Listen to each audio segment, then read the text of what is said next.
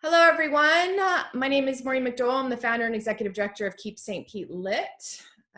This is our 5th episode of Typewriter Talk, where we feature local Tampa Bay authors. It's kind of our way of getting inside their brains to see what makes them tick and what makes them love the art of writing. And this week we have Nathan Van Coops, who is a speculative fiction writer. Is that correct? Is that how you describe yourself? Yeah, I use that. I'm happy to be on the show, so thanks for having me on. Yeah, I write science fiction adventure, and also just some. I'm kind of branching out my adventure, so I have some alternate history adventure, and it is all kind of speculative fiction. It's a little bit not fantastical. I don't really write magic or fantasy, but I do write speculative science fiction. So what drew you to that genre? I grew up as a kid just reading a lot of adventure stories, pretty classic stuff, Robin Hood, Zorro, Count of Monte Cristo, Treasure Island, that sort of thing. So it was constant adventure stories for me. And that has always sort of been at the heart of what I wanted to do. But then I also, I read a book, I read when I was a kid, about the Neverending Story by Michael Ende. This was, of course, the movie had been out, but the book was phenomenal, and it opened up this door in my head to the idea of infinite adventure, where there was this world called Fantastica, where any story that was ever written exists there, and everything's connected to everything, and you can go and have unlimited adventures. And I kind of love that idea, and just the concept of constantly exploring new fantastical worlds, and it really inspired me into fiction writing. So do you have some themes that you kind of are drawn to in your writing? I do. I kind of I tend to stick to like a classic hero's journey method for the most part, but I am branching out a little bit now into some other genres, a little bit more into like mystery and thriller structure. I'm kind of playing around with those elements as opposed to just your classic hero's journey. But my main series, which is called In Times Like These, is a time travel adventure series, which kind of Back to the Future-ish, but with a multiverse. So there's all kinds of parallel timelines and alternate realities and things like that can happen. So that's a lot of fun. And then my other series, I have one that's kind of a sky pirate adventure story, where it's an ocean of the sky. It's another planet where there's things living in the sky the way they do in the ocean, and including characters. And my third adventure series is called Kingdom of Engines, which is a alternate history, kind of imagining what would happen if we still had a medieval culture, but knights no longer rode horses, they drive cars. So I've got a sort of Arthurian legend built over top of a modern, I'm calling it modern medieval, which is, I haven't seen it done before, and I just had a blast writing it. So Yeah. it was it's kind of like where my mind wanders, and I say, okay, well, what if this and this were to coexist? What if knights drove muscle cars? And that would, Muscle cars. I love it. yeah. That's So awesome. I have a lot of fun. So where do your ideas come from? They just don't stop, honestly. The ideas are the easiest part, I think, and I get them, of course, reading for the most Yeah. part, reading books, and just the wheels always turning, and of course, asking a lot of those what if questions.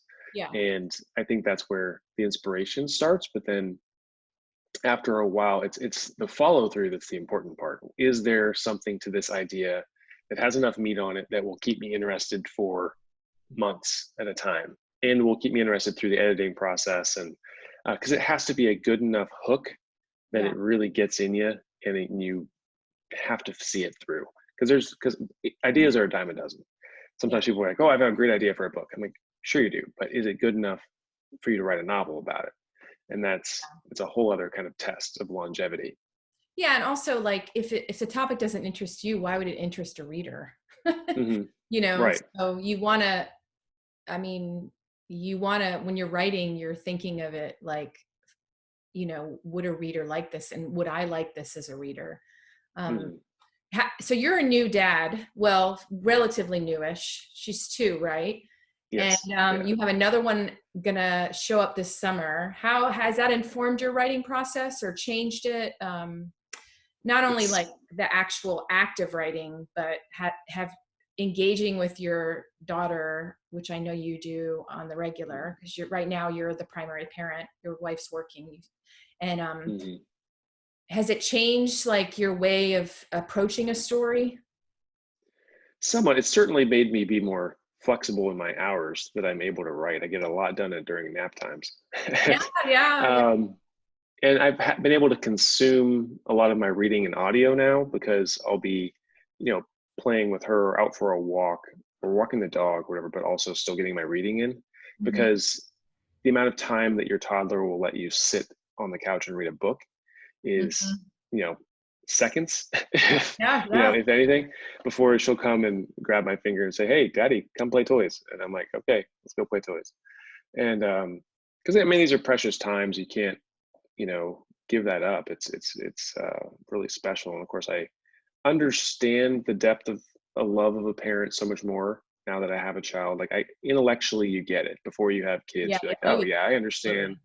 Parents love their kids, sure. You know what I mean? And but then when you have one, you're like, "Oh, that's how much parents love their kids." Yeah. And then like you would die for them, you know? And it Yeah, was just yeah, there's an emotional part of yourself that isn't activated until you mhm, actually, you know, yeah.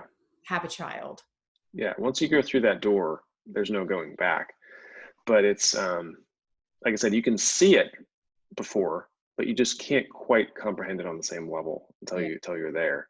And then so that definitely informs. I think it informs my way of writing relationships and families, Mhm. and Interesting. definitely changes the depth of emotion and kind of the danger. I kind of understand sometimes people won't read books that have too much danger to children or too much danger to parents. Like there's those relations because it just hits too close to home, Oh, yeah. and you almost have to be careful about how you structure your stories so that they're not too much to take.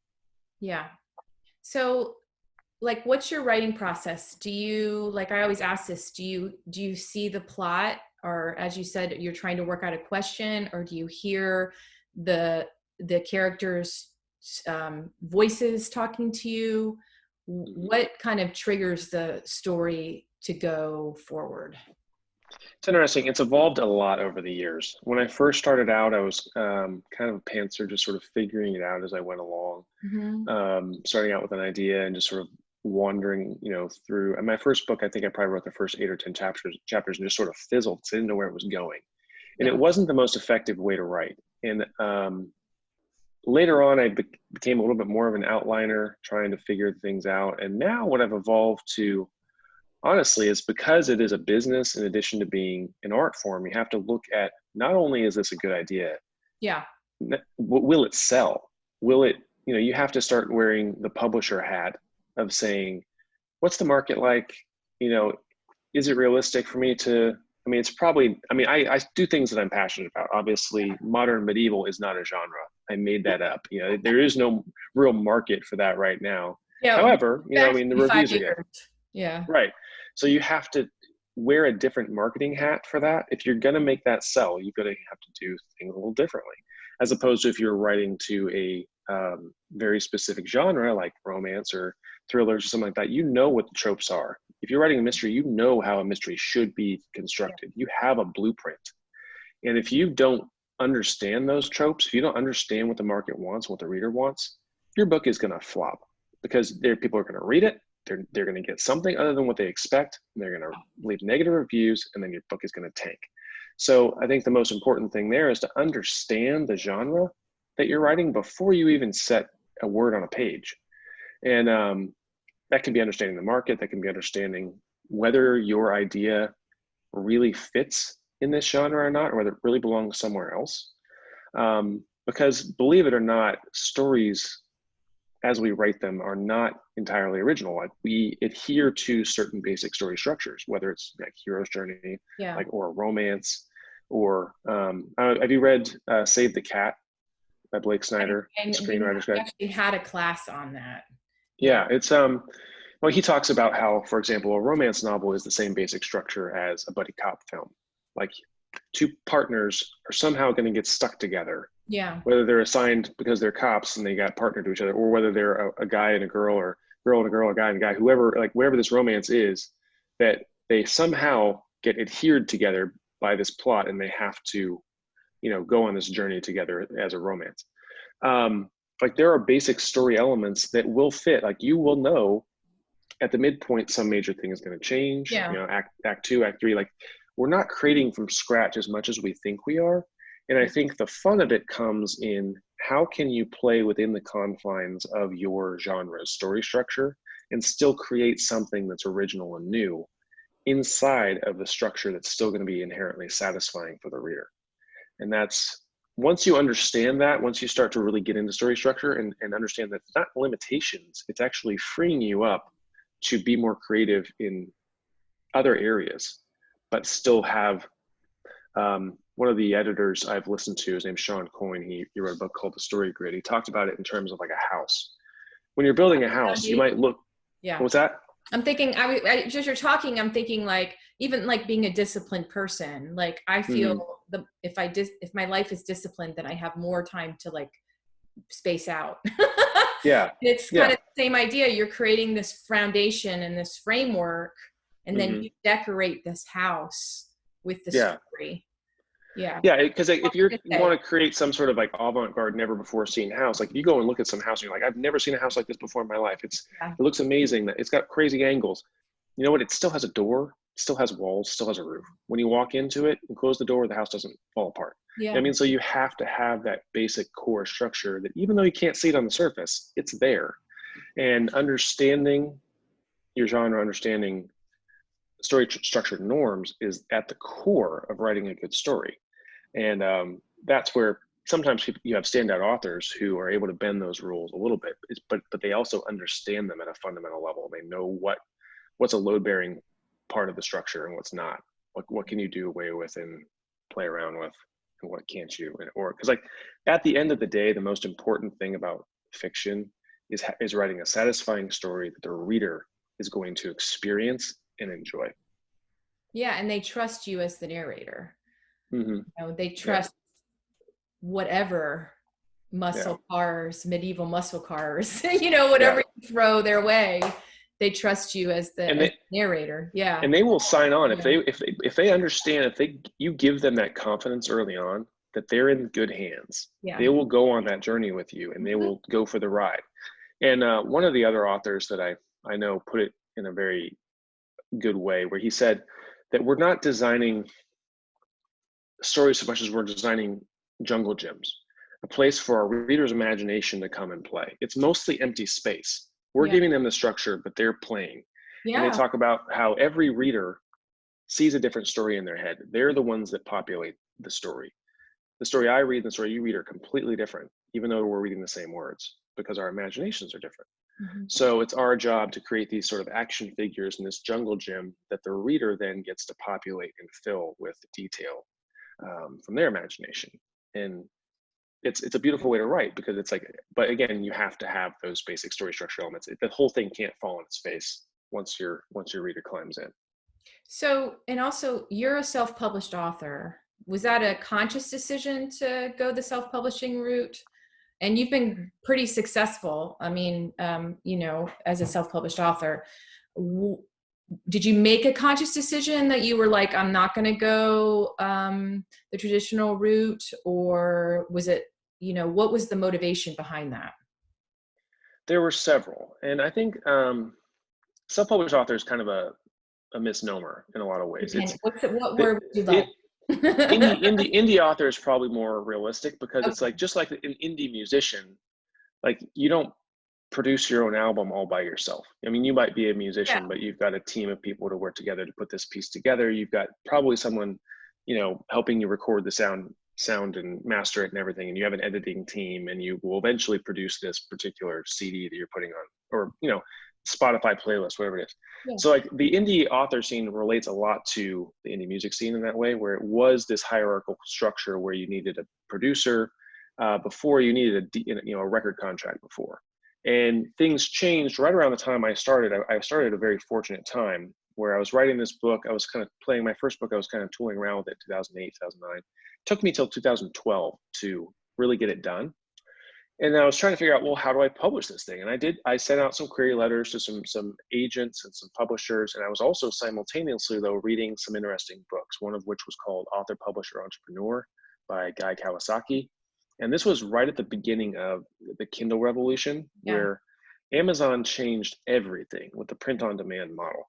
So basically, we went from publishers having to make 5,000, 10,000 book print runs and make back their profit margins on paper books that they got a discount on by producing a lot of them, to all of a sudden, when you want my book, it doesn't exist except for as a digital file of my cover art and my digital file of my interior design and the manuscript. And when you push, I want this, then it prints and ships. Amazon will put out a book. I remember the very first time I ordered proof copies of my book. It was 11 o'clock in the morning on a Saturday. By 3 p.m. the same day, 5 books had already shipped to my house. And I was blown away. And I said, this didn't exist this morning. And by the afternoon, it's in a box on its way to my house. And that just blew me away. And it was such a better model than the old school way, where it's like, there is definitely a place for traditional publishing, and they can do things on a scale that is not necessarily feasible for indies, but no one will ever champion your book as much as you will. And if you believe in a story, especially if you're writing sort of some fringe fiction stuff like I do, like it's not necessarily going to find a home in a publishing house when they've got 30 other authors in their catalog this quarter that they're also trying to push. So it's just it's very market driven, the decisions that traditional publishers have to make. And if you happen to be writing something that's very to market right now and happen to hit the trend of what they're looking to publish 18 months from now, it might be a good route if you're willing to take a reduced royalty and get 10% or 12% of the royalties, after you've earned out your advance. So it's just a bad. The traditional publishing deal is great for publishers. It's not great for authors. It's not good for writers. So now that we have so many tools available, like print on demand, like ebooks, like audiobooks, we can do so many of the things that the publishers can do as ourselves. We can not as ourselves, but through these platforms like Audiobook Creation Exchange, I can format a book in Vellum now in under an hour. I've got a beautifully formatted book. What used to take me days of figuring out the gutter and figuring out the page count, all this formatting stuff I used to have to do early on in the early days of indie publishing, it's all available now as a program, because obviously these cottage industries pop up around where the money is. And the thing of it is, indie authors are killing it now. There's a ton of money to be made in the indie space. And as a result, there now are amazing software programs that help us do this. There's, of course, Amazon Print on Demand. There's, it's an amazing time to be a publisher and a writer. And I think, honestly, a lot of what's driven it has been the romance writers, because romance writers and romance readers specifically are so ravenous that they're tired of waiting around. They don't want to wait 18 months for the traditional publisher to put out another romance novel from their favorite author, when their favorite author can put them out in every other month. You know what I mean? So the fact that romance writers, especially, who are feeding the most ravenous audience of readers, were able to go indie and say, hey, I'll publish a book. I'll publish 6 books this year, and their readers will just, eat them up. The traditional publishing can't compete with that. And so it's just a fascinating time. Like I said, there's reasons why you should go traditional if you want foreign rights translations, if you want a movie deal. If you're writing a very specific thing, if you're a celebrity writing a memoir and you're a famous sports figure or something like that, you're probably going to want a traditional deal. If you're the average writer starting out who doesn't already have a following, most likely you're going to have the most success as an indie. And that's just the way the landscape is these days, because it's changed a lot. Obviously, that was 2011, 12 when I first started learning about it. We've come leaps and bounds since then. My first poetry book came out in 2006, and I remember it was like a bad word to be self-published. And there was a big stigma to it for a long time. And it's no longer the case. You've got, we're still kind of on the bleeding edge of it, honestly, and most people don't even know it's a thing still. The average reader doesn't care. They just go on Amazon and they buy books. They don't know whether they're indie or traditional, because the cover designs are so good now. It used to be back in 2011 when people would just make their own covers and throw something up for 99 cents and hit it big. You can't do that anymore. You have to market. You have to have pro level covers. You have to have good editing. You have to do all the things that a publisher would do, but you have the opportunity to do it, which is different. Before it was like, okay, gatekeeper says no, you're done. It's like they'll go, okay, we'll put that manuscript back in the trunk and write another one. Try again next time. And that's just not. It's not realistic for most writers, and because writers want to make a living writing, and it was the majority of traditional published authors don't make a living off their writing. They have another job, and they do this on the side, and they collect occasional royalty checks. And they don't even see their sales numbers. They'll get a check every 6 months and have no idea how much money they're making, and they have no control over whether or not they market it. So it's keeping your own rights is a huge thing, especially when you're going to write a 5-book series. Like having the rights to book one and being able to throw your advertising at it and then get all the rewards from the read through of your entire series. I mean, there's just so many benefits to indie that it would take a really big check at this point for me to take an advance from a traditional publishing deal. The exception would be possibly one of the imprints that's owned by Amazon, because they have their own publishing houses, 47 North, like Union, things like that, who obviously they're the world's largest bookstore. So, and even something like 60% of print books are even being published on or being purchased online. I mean, when you're in a pandemic, everything's being purchased online. Yeah. So, getting into print bookstores where you're going to make a minimal margin is not very attractive when you can sell an ebook and make 70% of the profits. It's just kind of a no-brainer these days. So, are you still you're an airline mechanic and you're a pilot, correct? Are you still doing that? Or are you writing full time now? I have multiple jobs. Yeah. So I've got this airplane industry job. I've been in aviation for over 20 years. I administer exams. People want to be airplane mechanics, which is nice. So it's I'm self-employed on a couple fronts. So I do that a couple days a week. I do that 3 days a week, and I do the writing 2 days a week. And a little bit more. I write on my lunch breaks as well, which is nice. I can schedule an appointment in the morning, give myself like a 3-hour lunch, write over lunch, have some tacos, get my writing done. And then I have a couple days that are specifically devoted to writing. And it's a good balance, because I'm not a big fan of having all your eggs in one basket. Yeah, we talked about that last episode with Aaron. I like multiple streams of income, and I think that it is a big leap to go full-time as a writer. And you have to, because there's so many ups and downs, and you have to be able to be consistent. And one of the hardest things is knowing whether or not the next book's going to be a hit. I mean, you might have had a hit with your last book, or you might never have a breakout hit, but you have consistent sales over time. So you have to really look at your genre. You have to understand your market. You have to understand your ability as a writer to produce. Like, how often can you put a book out? Can you put out 3 books a year? Because that might be what it takes to be full-time. If you're only putting out 1 book a year, like I am usually, I got to have a big splash and then have it make money over time.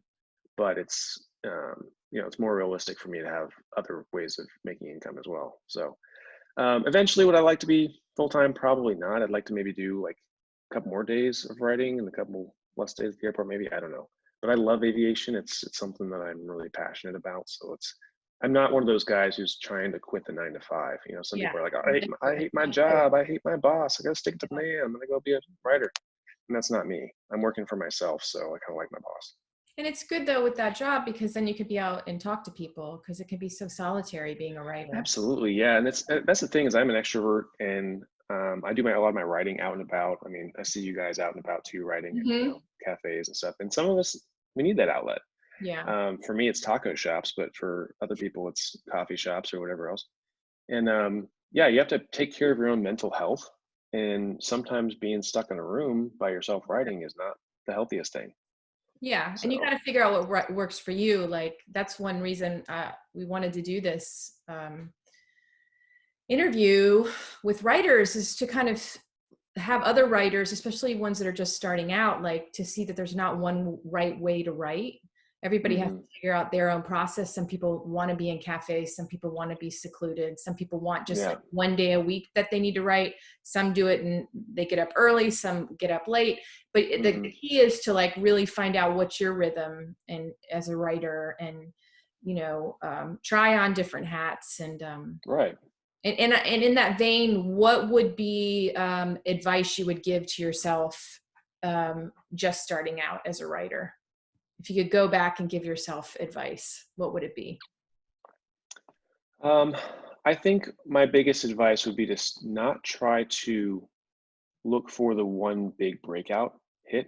Don't look for lightning to strike and to make you a giant bestseller. Mm, Look for consistency over time and just keep putting out good work, because yeah. you're going to get better and better and better. I know quite a few authors who are, earning a very comfortable, multi six figure salary from just putting out books that people like. They've never had a bestseller. They've never had a big hit, but they're doing incredibly well for themselves because they're consistent and they've grown their readership over time. And this is, you don't build a wall with one brick. You know what I mean? Like you Yeah. got to keep putting bricks down. And eventually you look back 5 years later, 10 years later and say, wow, look at this thing I built. It doesn't seem like it at the time, but step by step, you're building this thing. And I think the most important thing is not to get discouraged by the lack of initial success that you might have. It's consistency over time. Do Yeah. you make time to write regularly? Do you, write as many days a week as you want to consistently? Are you writing, whether it's word count or just hours in the chair, whatever it is, that however you keep track of your productivity, are you doing it consistently over time? And that's the real metric of success, is that the people who stay at it and Yeah. keep trying to get better, Yeah. and Yeah. they are still working 5 years from now. Exactly. Like I see that with my child. She's an artist, and like Mm, she puts so much time into her art. And it's like to see just in the last 4 years, the leaps and bounds she's gotten. Like this yeah. is her piece right here. And she's like Okay. 14, and the piece she did 4 years ago when she was 10, like you can't even tell that, like, it's just Yeah. like, whoa. And Yeah. just like, and it's kind of like raising a child too. It's the consistency, and it is a relationship. Like you have a relationship with your art, and you show up for Mm, it. And yeah. so what gets you unblocked? Like what gives you inspiration and what gets you unblocked? Mm, I think it's usually a lack of thought that causes the blockage in the first place. Usually, if I run into something where I feel like I've hit a wall, Okay. it's typically because I don't know something. There's something that I'm missing in the puzzle. There's something I don't know about the character, something I don't know about the plot. There's a question and I don't have the answer to it. So you have to go back and look at, what is it that I don't know and why don't I know it? And is there a simple solution? Do I look at because I am big on structure, you can often look at where the ending will be based on where the beginning was. The resolution based on the character's flaws. And sometimes you have to look at, like, well, is something not matching up? Is the ending image not a mirror of the opening image? Do I have a problem with my villain not being strong enough for my protagonist? Like, there's things like, is the dark night of the soul really the dark night of the soul? Is that really the darkest moment for my character, or could it be darker? Have they really lost, you Yeah. know, enough, Yeah. to really drive them to become the person they want to become, for the climax and the Yeah. ending? And there's usually a question like that you can ask.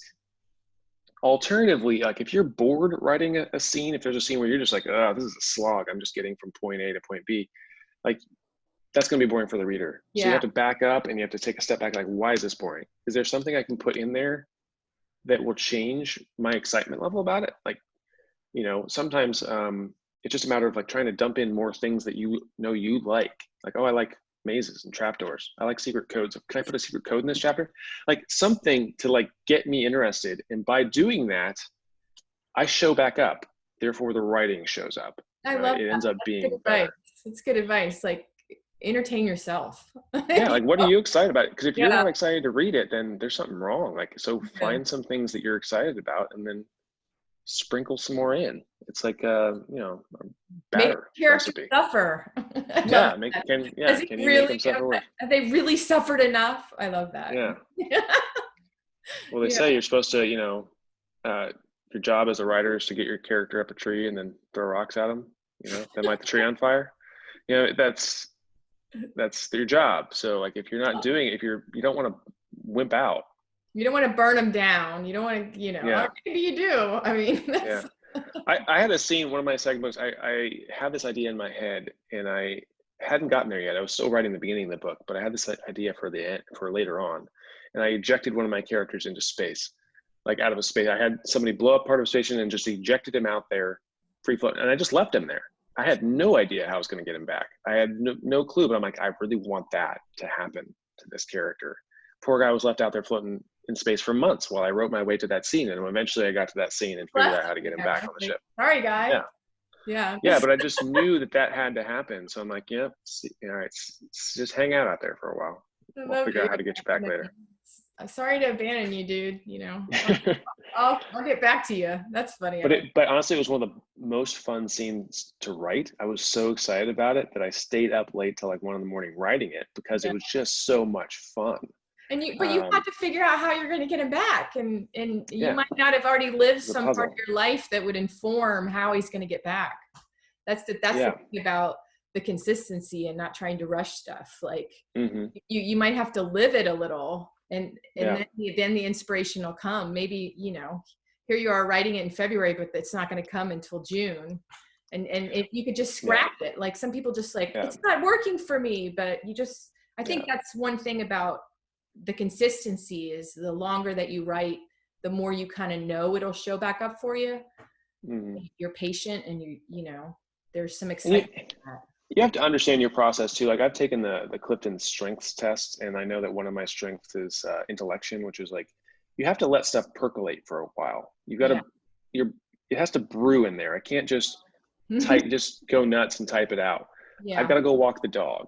And I've got to think about it. Like, for example, right now I'm writing a book, but the idea for another book I want to write is the one that's percolating in my head. Yeah.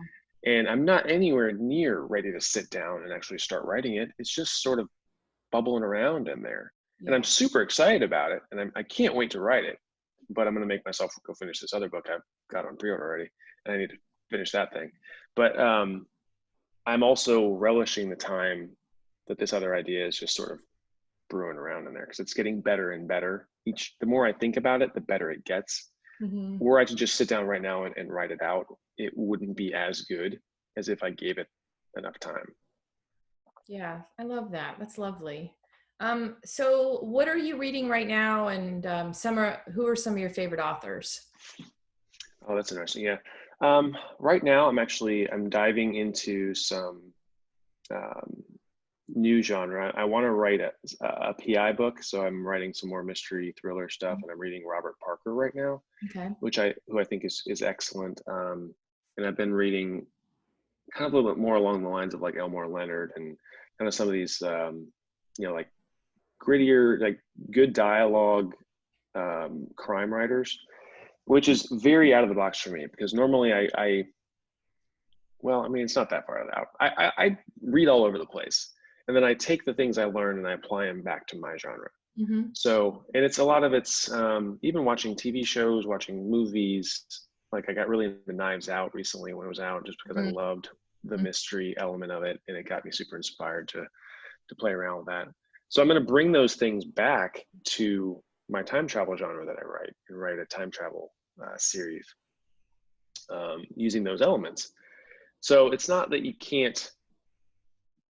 It would be a big shift for me to shift gears entirely and go write straight up mystery thrillers, but it's not that big of a shift for me to bring my readers into a time travel mystery thriller. So that's kind of what I do. I go out and read all over the place, and I bring what I've learned back to my own genre and apply it. So one last question, and then we're going to have you read a little bit of your work. And you might have already answered this about when I asked you, what would you tell your younger writer self? But what is kind of your holy grail of writing advice? It's tough. For one thing, which I think is great that you mentioned this on the show and you talk about this, there is no one bit of writing advice for anyone. Yeah. I think it's a matter of it's you go out there and you absorb all of this advice and you take the pieces that work for you Yep. Yep. And Yep. you don't try to compare yourself to, you don't compare your first draft to other people's finished work Yeah. also. People do that a lot. Because all the time they're trying to like reverse engineer some sort of masterpiece. They're like, oh, look at this, it's beautiful. Like, yeah, but it didn't start out that way. It started out garbage. Like, it's just a And you don't flaming even know how many pile books of, they have in drawers.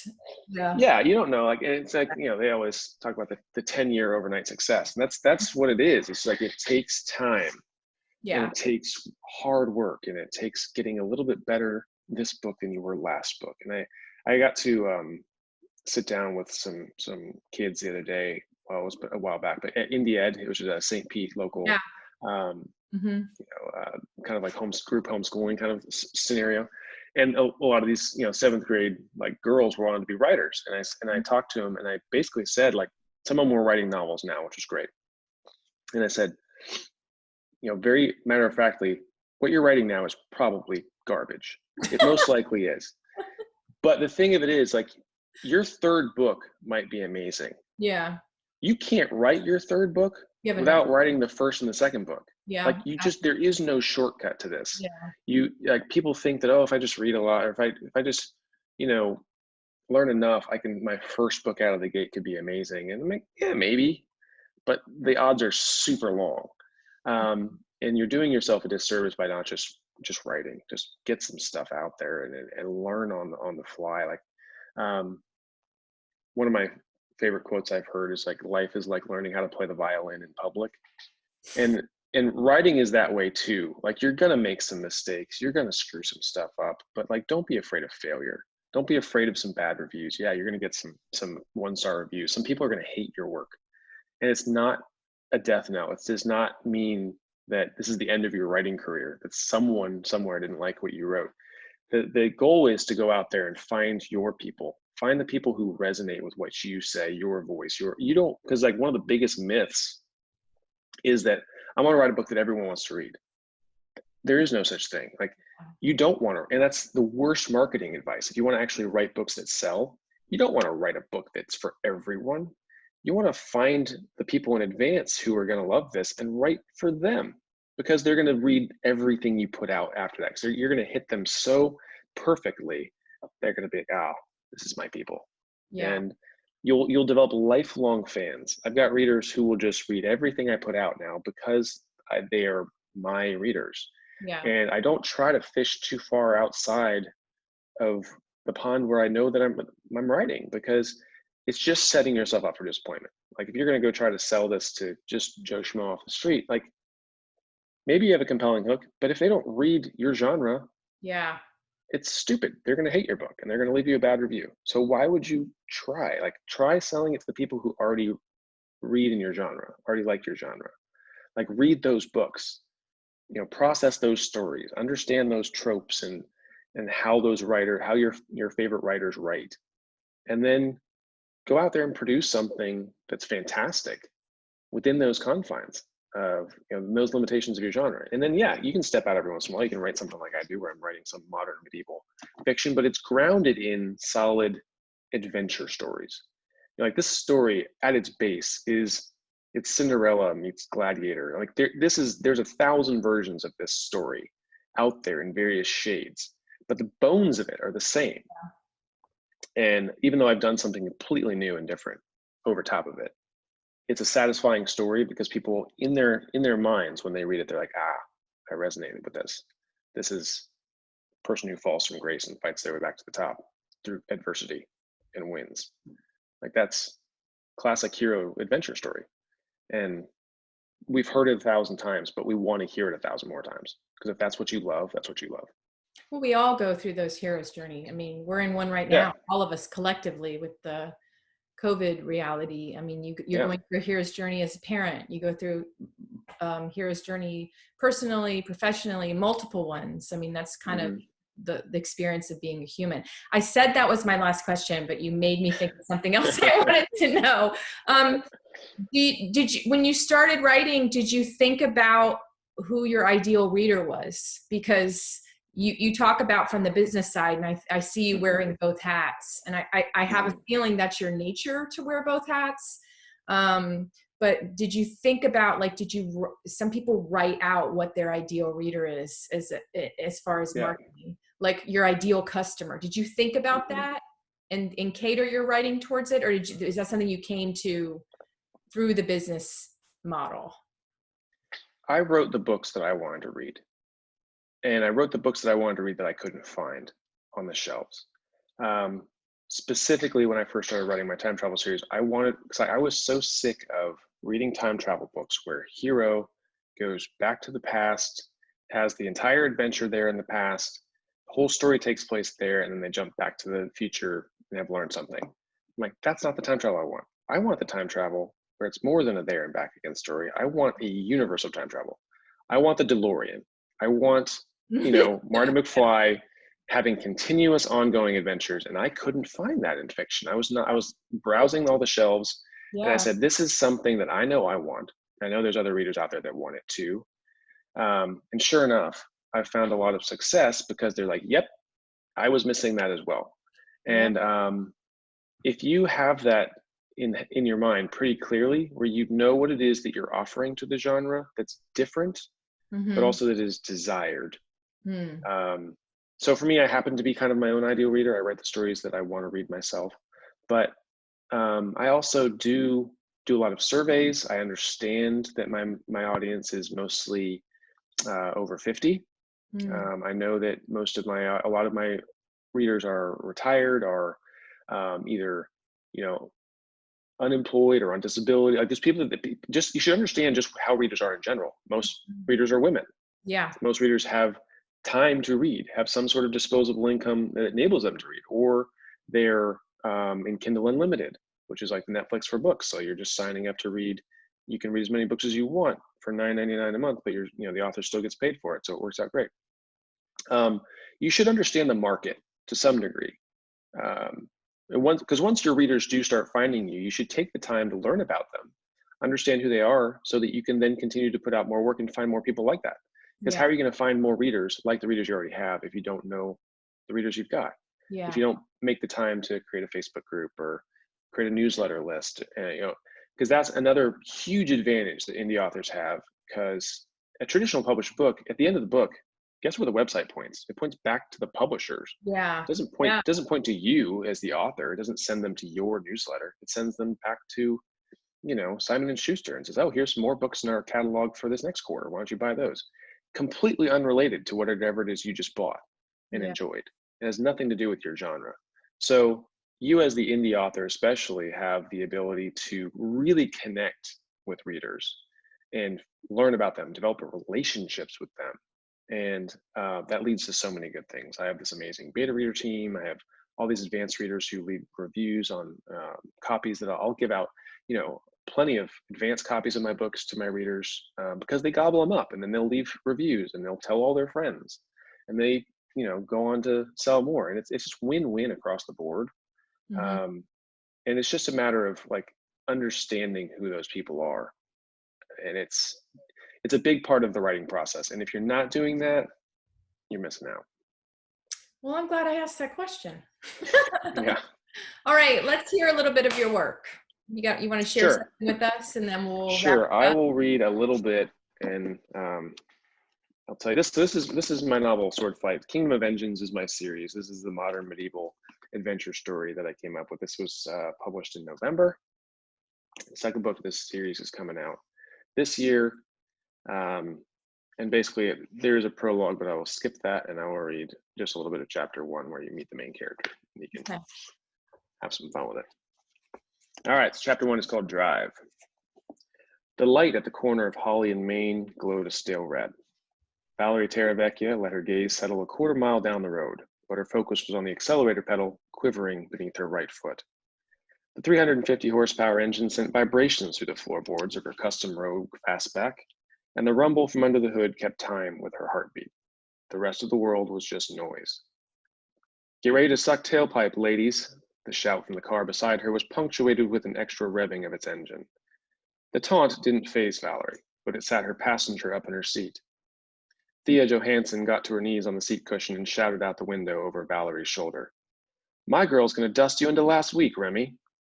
Her friend then lowered her voice to whisper in her ear. You can beat these guys, right? They're driving an off-the-shelf four-banger princess wagon, and Remy Rothschild is a jackwhacker, Valerie replied. I assume that means yes, Thea said. You should buckle up, Valerie replied, not taking her eyes from the road. The light turned green. Valerie's foot came off the clutch in one smooth motion, and the rear tires bit asphalt with a squeal.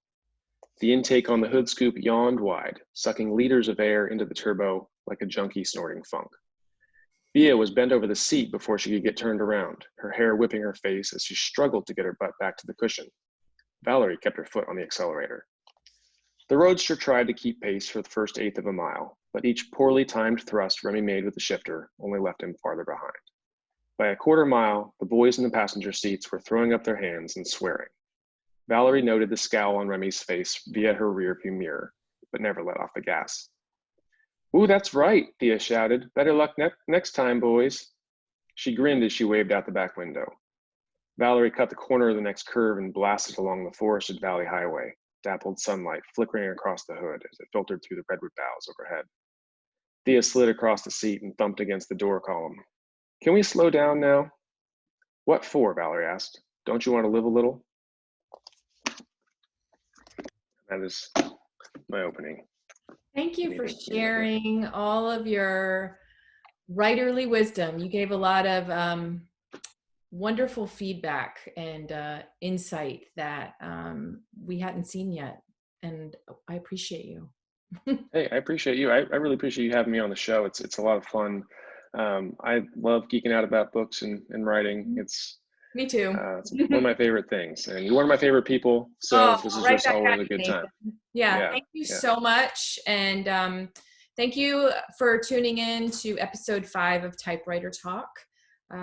We are Keep St. Pete Lit, and you can find out information about us at keepstpetelit.org. All right, thank you. So long. Till next time.